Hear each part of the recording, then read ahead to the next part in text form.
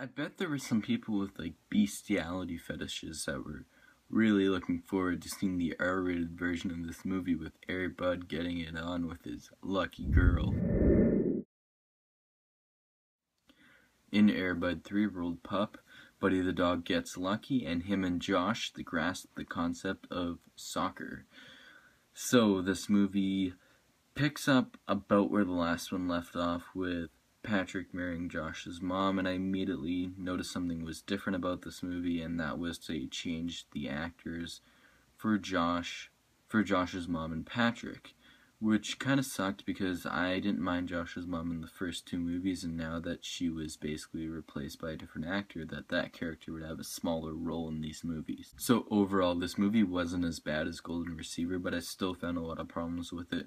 First of all, yes, like any sports, I guess kids and adult movies, for that matter, there are lots of cliches. However, how the team went from being really, like, terrible to being great was kind of made unclear. It was just like, all it took was one practice to make them like a championship-worthy team. So, I mean, that was kind of a little bit far-fetched as far as that goes. Also, the villains, once again, they have the same goal in mind, and that's to capture, like, some dogs to make money. And, but I was glad that the antagonists, their role actually made a bit more sense, and where they went with one of the villains was kind of interesting, and it was needed for this franchise. So some positive things I found about this movie was that the story went into a different direction other than just dealing with the sport side of things. It explored Buddy and Josh and them dealing with love, and it was kind of fresh for the series.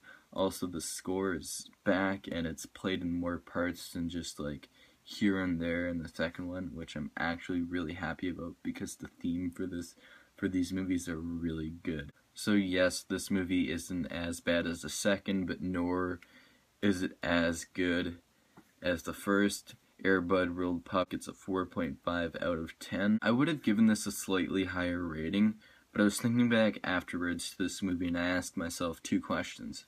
1. Was there an overall message that a kid would receive after watching this movie? No. 2. Was there any purpose to make a sequel to to the first two? Probably not. So these two factors, plus all the negative things that I mentioned in this video, just lowered the rating altogether. Alright guys, this has been your Favorite Critic 26. My next review will be of the 2014 Brad Pitt World War II movie, Fury.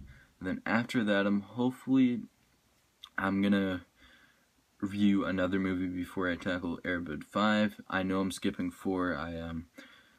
Before I started reviewing the series of movies in the Air Bud series of movies, I looked on IMDb and found out there was actually a 4th movie. It's a baseball movie, and I do not own that Air Bud movie. If I ever come across it, I'll definitely purchase it so I can watch it and then review it for you guys. But as for now, it's gonna go 1, 2, 3, 5.